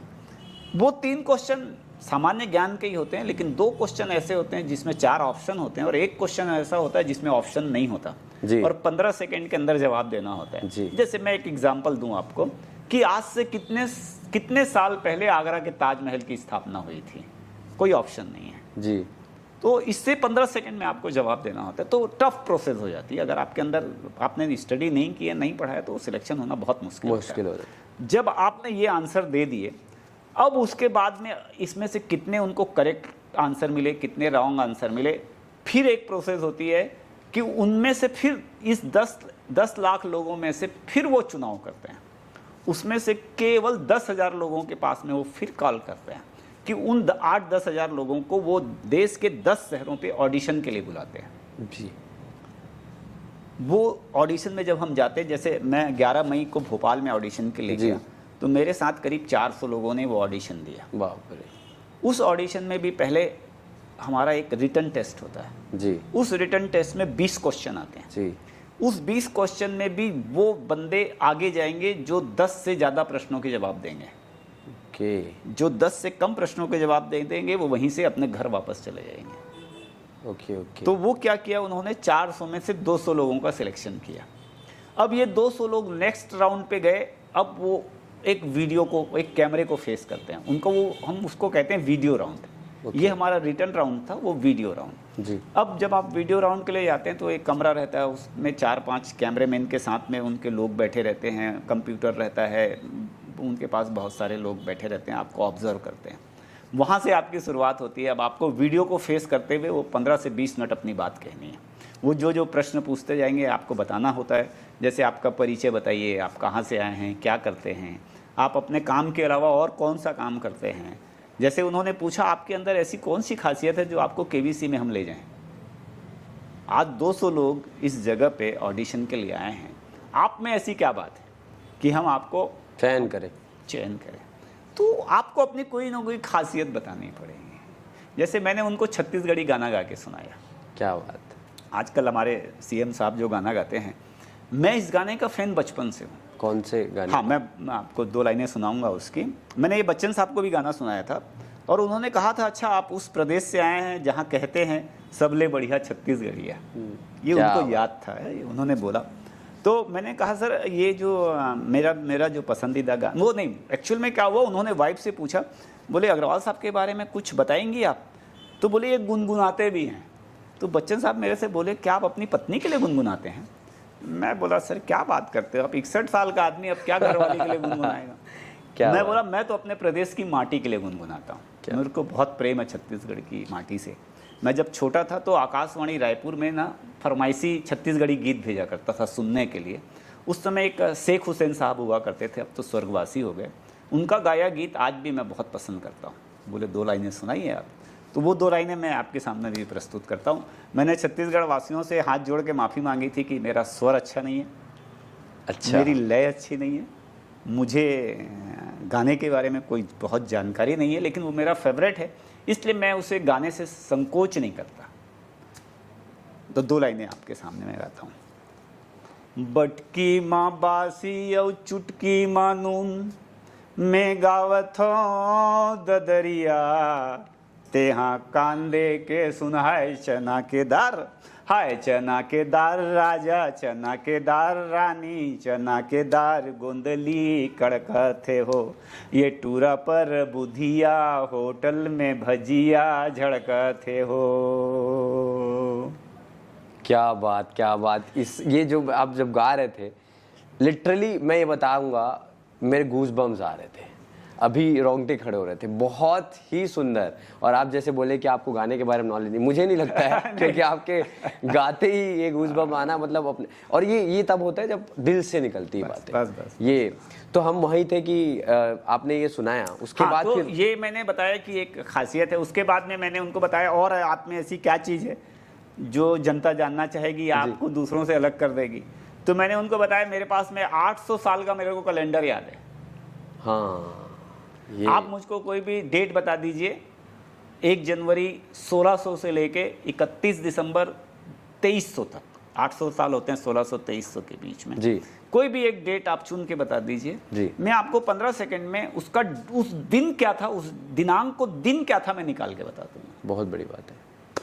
ठीक यही चीज़ हमारा वहाँ भी रिपीटेशन हुआ। बच्चन साहब ने भी यही चीज़ पूछी कि आपके अंदर, वाइफ ने बताया कि इनके अंदर ये खासियत है। तो बच्चन साहब ने बोला ठीक है, आप वहाँ पे टेस्ट हुआ, वो वीडियो मैंने देखा है। हाँ। तो मैंने कहा सर अब मेरी एज बहुत हो गई, मैं इसको ओरली नहीं बता पाऊंगा, मेरे को एक कॉपी पेन चाहिए। तो उन्होंने मेरे लिए डायरी और एक पेन मंगाई। और बच्चन साहब ने बोला भाई दर्शकों को ये मत लगे कि हमारा कोई सेट है या मैं कोई ऐसी चीज पूछूंगा तो जो मेरे को दर्शकों से मालूम फिर है पूछा इनके गया। लिए, तो आप में से ही कोई पूछिए, जी, ज्यादा जी, बेहतर जी, होगा। जी, जी, तो एक महिला खड़ी हुई, उसने एक डेट दी मुझको, 15 सेकंड में हमने निकाल के उसको जी। बता दिया। वहाँ पे एक कैलेंडर आया, उस कैलेंडर में वही डे दिख रहा था। वो सिद्ध की कि मैंने जो बताया वो करेक्ट। उसके बाद फिर एक दर्शक दीर्घा से खड़े हुए, उन्होंने लीप ईयर का एक क्वेश्चन पूछा, वो भी मैंने करेक्ट बताया। तो फिर मैंने ये भी कहा कि अभी समय की पाबंदी है इसलिए अपन इसको ज़्यादा नहीं कर सकते, लेकिन हाँ किसी को अगर मेरे से पूछना है तो मैं ही बता सकता हूँ। 100 लोग भी पूछेंगे तो मैं 100 लोगों को बता सकता हूँ। मैं अगर सोया हुआ हूँ, रात में कोई 12 बजे मेरे को उठ के बोलेगा 26 जनवरी 1923 को कौन सा दिन था, तो मैं निकाल के बताता हूँ। क्या बात है। तो मैं दर्शकों से ये कहना चाहता हूँ कि अपने अंदर कुछ खासियत केवल ये जो नहीं आपको कि अलग करे। जी। कई बार अलग ये भी चीज़ करती है कि मेरे माँ बाप को कैंसर की बीमारी है। ओ, कई बार ये चीज़ भी खासियत पैदा करती है कि कोरोना काल में मेरे पालक की डेथ हो गई। कई बार ये चीज़ भी खासियत पैदा करती है कि मेरा घर जल के स्वाहा हो गया। कई बार ये चीज़ भी खासियत पैदा करती है कि मैं अपनी लवर के साथ में शादी करने के बाद में मुझको घर से निकाल दिया गया, मैं समाज से और परिवार से प्रताड़ित। बहुत सारी चीजें हैं। तो वो कुछ चीज़ें आपके अंदर होनी चाहिए। अभी आपने देखा होगा एक एपिसोड में एक बच्चा आया था, वो अपनी गर्लफ्रेंड के साथ में आया था। बिल्कुल बिल्कुल बिल्कुल। बच्चन साहब ने ये कहा, बोले मैं अपने पहली बार केबीसी के मंच पे मैं देख रहा हूँ लोग अपने परिवार के साथ में आते हैं, माता पिता भाई बहन पत्नी के, आप अपनी गर्लफ्रेंड के साथ में। जी जी जी। मुझको बोले वो बहुत एपिसोड आश्चर्य मैंने देखा। लगा। हाँ। लेकिन वो उस बच्चे की दीवानगी थी, जो भी था वो उसको लेके आया था। तो कुछ तो खासियत है ना कि एक आदमी अपने परिवार को छोड़ के गर्लफ्रेंड को लेके जा रहा है, उसके अंदर कितना बड़ा साहस है। पूरी दुनिया देख रही है। सही बात। क्या मैसेज जाता है, वो इस चीज को समझता है या नहीं समझता है नहीं मालूम। और छोटा मोटा बच्चा नहीं है, आईआईटी चेन्नई से पास किया हुआ, जी जी जी जी। बिजनेस मैनेजमेंट एमबीबी किया, एमबीए भी किया हुआ और आईआईटी भी किया हुआ, तो कुछ खासियत अपने अंदर पैदा करेगी जो आपको अलग करेगा। ये ऐसी बात हो गई जैसे एक इंटरव्यू होता है, वैसा ही एक हो गया कि आपको ऐसा क्यों ले जाए, कि आप में ऐसा क्या खास है। उसके बाद फिर कैसा क्या प्रोसेस हुआ है फिर? वो जब आप इंटरव्यू दे के चले गए, अब उस इंटरव्यू में से मान लो पूरे देश से वो इंटरव्यू हुए लगभग 4000 लोगों में, 4000 लोगों के। उस 4000 में से उनको लगभग 150, 160, 170 जितने दिन एपिसोड आते हैं उसके हिसाब से वो चयन करते हैं। तो एक अनुमान है मेरा कि 160, 170 लोगों का वो चयन करते हैं, जिनको फास्टेस्ट फिंगर फर्स्ट के लिए बुलाते हैं। मेरे पास में ये बात है करीब 28 मई की, जी नहीं 28 जून की बात है जी। मैं 2-3 साल बाद अपनी बहन के यहाँ विशाखापट्टनम गया था घूमने के लिए। जी जी जी। तो अचानक हम 2 कार में, हमारी फैमिली, हम सी बीच पे घूमने के लिए जा रहे थे। तो रास्ते में मेरी वाइफ ने मेरे को फ़ोन किया कि आपका केबीसी से फ़ोन आ रहा है, वो आपसे बात करना चाहते हैं। वो बोली लेकिन मेरे मोबाइल में कैसे आ रहा है, वो तो आपका नंबर होना चाहिए। मैं बोला नहीं, तुम्हारा भी नंबर दे रखा है, किसी कारण से अल्टरनेट नंबर रहता है, मेरा नंबर नहीं लग रहा, तो तुमसे भी बात कर सकते। तो बोले आप बात कर लो। हमने गाड़ी रुकवाई, जो कॉल आया था उस पर कॉल बैक मैंने किया, तो उनसे मेरी बात हुई। बोले सर आपका 11 मई को भोपाल में ऑडिशन हुआ था, उसके कुछ वीडियोज़ हमारे डिलीट हो गए हैं, हम आपसे फिर बात करना चाहते हैं। मैं बोला लेकिन मैं तो विशाखापट्टनम में हूँ और मैं घूमने जा रहा हूँ। बोले कोई दिक्कत नहीं है, ऑनलाइन बात करेंगे, हम आपको एक लिंक भेजेंगे, ठीक उस पर आप हमारे प्रश्नों के जवाब दीजिएगा, वहीं पे बात होगी। जी। तो आप किस समय उपलब्ध रहेंगे? मैं बोला अभी तो मैं घूमने जा रहा हूँ, मैं घर 7-8 बजे पहुँचूँगा। जी। तो मुझको लगा कुछ समय ले लिया जाए, ये भोपाल में मैंने जो इंटरव्यू दिया था वो शायद इनका डिलीट हो गया, ये मेरे से उसी पे बात करेंगे। तो मैं सोचने लगा मेरे को 1-8 घंटे टाइम मिल जाएगा तो मैं उसको रिकॉल कर लूँगा, क्या क्या बोला था, क्या क्या चीज़ थी, और एक नॉर्मल हो जाऊँगा मैं।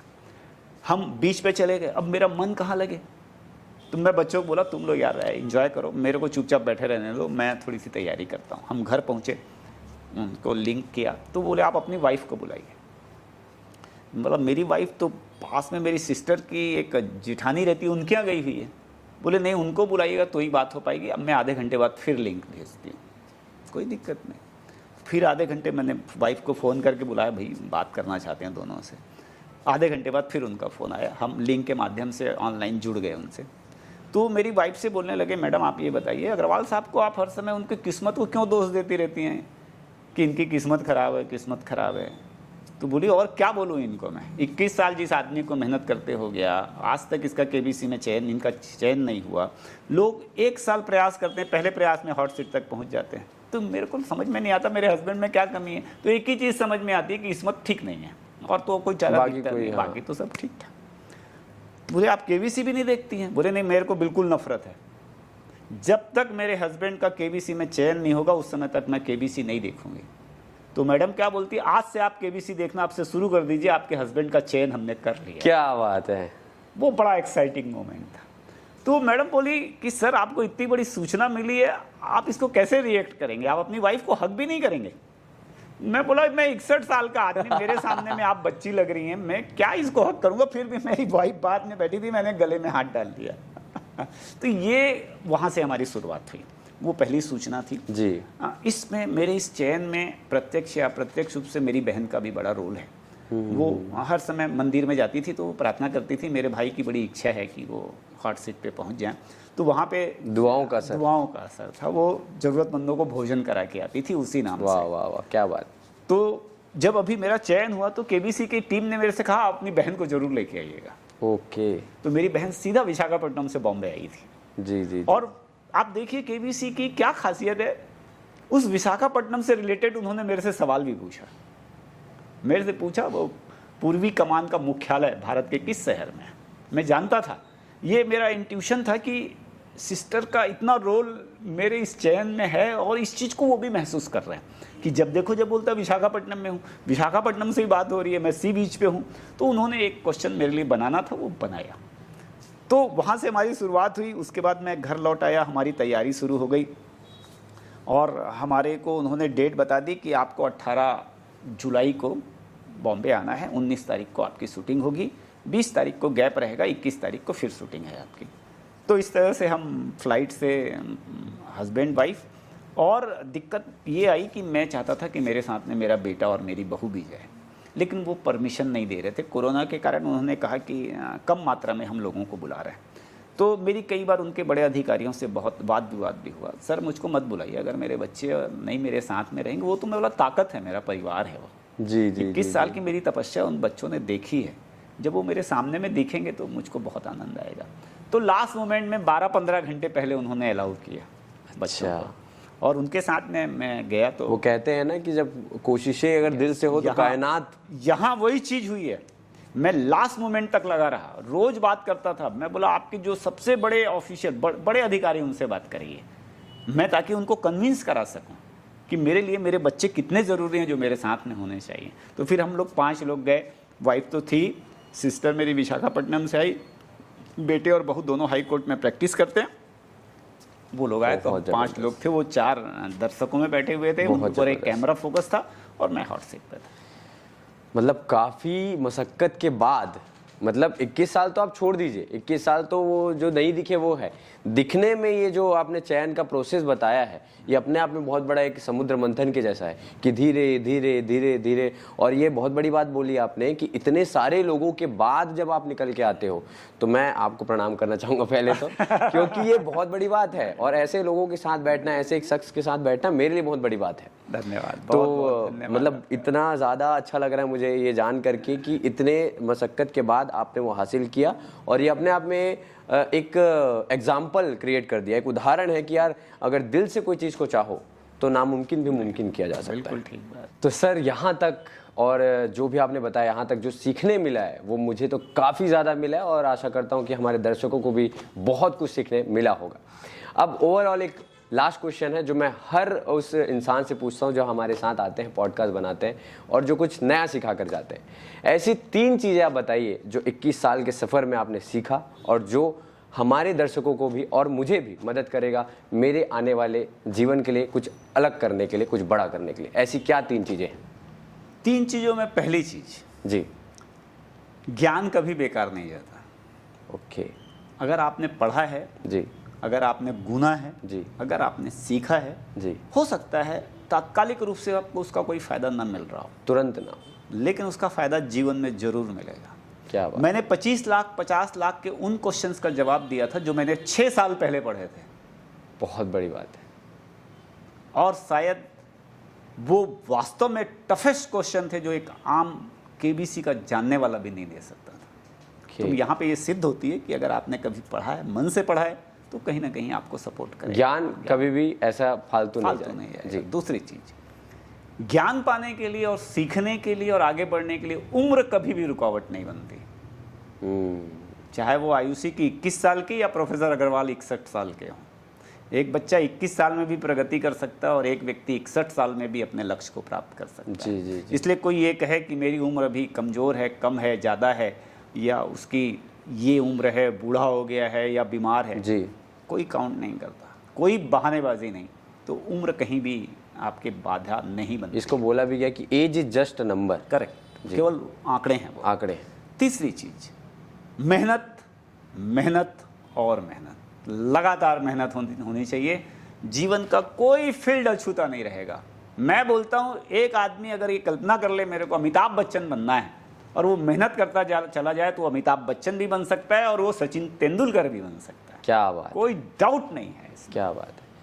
और बहुत कुछ सीखने मिला। ये जो 3 बातें वो मैं हमेशा याद रखूंगा और आशा करता हूँ दर्शक भी इसको हमेशा साथ लेकर चलेंगे और इससे बहुत कुछ हासिल करेंगे।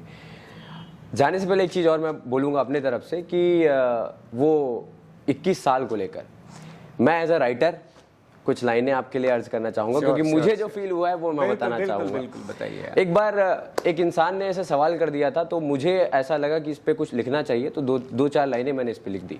उन्होंने बोला कि यार कब तक कोशिश करोगे, और ये आपकी 21 साल की कोशिश पे मैं कुछ लाइनें अर्ज करता हूँ अपनी तरफ से। धन्यवाद। कि एक बार करूँ 100 बार करूँ। वाह। कि एक बार करूँ 100 बार करूँ, कोशिशें मैं 1000 करूँ। गौर फरमाइएगा कि एक बार करूँ 100 बार करूँ, कोशिशें मैं 1000 करूँ, और जिंदगी इतनी छोटी भी नहीं साहब। जिंदगी इतनी छोटी भी नहीं साहब कि कुछ करने से इनकार करो। बहुत बढ़िया, एक बार करूं 100 बार करूं, कोशिश में हजार करूं। नाइस, बहुत बहुत धन्यवाद आपका ARD पॉडकास्ट में आने के लिए। छत्तीसगढ़ का सबसे पहला पॉडकास्ट का एक सदस्य बनने के लिए बहुत बहुत शुक्रिया। आशा करता हूं आने वाले टाइम में भी हम कुछ और पॉडकास्ट साथ में करेंगे, जिससे दर्शकों को कुछ प्रेरणा मिले, कुछ आगे जाने के लिए उनको दिशा मिले। मैं आपके लिए कभी भी उपयोगी, अगर आप मुझे महसूस करें, मुझे कभी भी बुलाएं, तो मैं निश्चित रूप से आपके लिए। जी, बहुत बहुत शुक्रिया। Thank you. तो चलिए यार, इसी के साथ आज के इस पॉडकास्ट को खत्म करते हैं। आपको आशा करता हूँ बहुत कुछ सीखने मिला होगा हमारे सर से, DC अग्रवाल सर से, जो इस साल के KBC के सीजन में फर्स्ट कंटेस्टेंट रहे, और बहुत कुछ उनसे जानने मिला, सीखने मिला। आशा करता हूँ आप भी अपने लाइफ में आगे बढ़े, इंस्पिरेशन मिले आपको। और नीचे कमेंट में बताइए कि आज क्या क्या सीखने मिला। अगर यहाँ तक आपने सच में देखा ये वीडियो, इसका मतलब आप भी कुछ जीवन में करना चाहते हैं। मिलेंगे अगले वीडियो में, तब तक के लिए बने रहे मेरे साथ। जय हिंद, जय भारत, वंदे मातरम।